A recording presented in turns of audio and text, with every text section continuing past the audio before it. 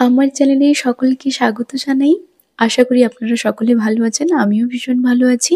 আজকে আপনাদের সঙ্গে দারুণ একটা রেসিপি শেয়ার করব। রাজমার রেসিপি। স্কিপ না করে লাস্ট পর্যন্ত অবশ্যই ভিডিওটা দেখতে থাকুন। আমি রাজমাগুলো ওভারনাইট সোক করে রেখেছিলাম। এবার প্রেসার কুকারে রাজমা দিয়ে পরিমাণ মতো জল, লবণ দিয়ে ঢাকনা চাপিয়ে দিতে হবে।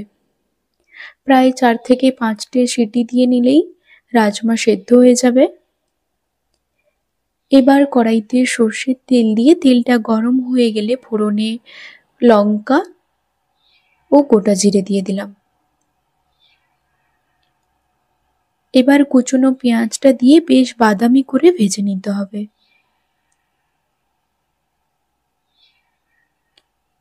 পেঁয়াজটা ভাজা হয়ে গেলে আদা রসুনের পেস্ট অ্যাড করব।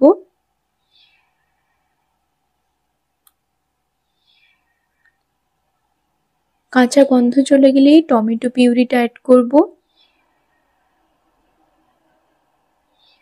এবার স্বাদ মতো লবণ, হলুদ গুঁড়ো, লঙ্কার গুঁড়ো দিয়ে বেশ ভালো করে মশলাটা কষিয়ে নিতে হবে। এবার কাঁচা লঙ্কা কুচি দিয়ে আরও কিছুক্ষণ মশলা কষিয়ে রাজমার যে সেদ্ধ এক্সট্রা জলটা ওইটা দিয়ে দিলাম। এবার সেদ্ধ করে রাখা রাজমাটা দিয়ে বেশ খানিকক্ষণ কষাবো।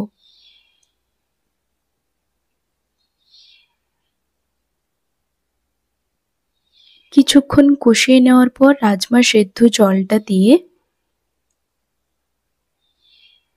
বেশ ভালো করে মিশিয়ে নিতে হবে। এবার বেশ খানিকক্ষণ ফুটিয়ে নেব। এইদিকে একটা তড়কা প্যান বসিয়ে দিয়েছি। কিছুটা পরিমাণে ঘি, গোটা জিরে, রসুন কুচি, আদা কুচি ও কসুরি মেথি পাতা দিয়ে বেশ ভালো করে ভাজা ভাজা হয়ে যাওয়ার পরে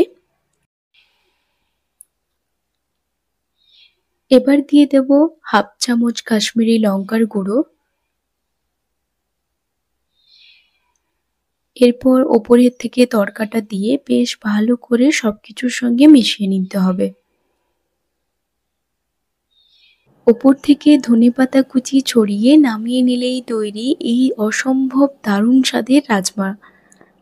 আশা করি রেসিপিটি সকলের ভালো লেগেছে। এই রকম নতুন নতুন রেসিপি দেখতে হলে আমার চ্যানেলটিকে অবশ্যই সাবস্ক্রাইব করতে হবে।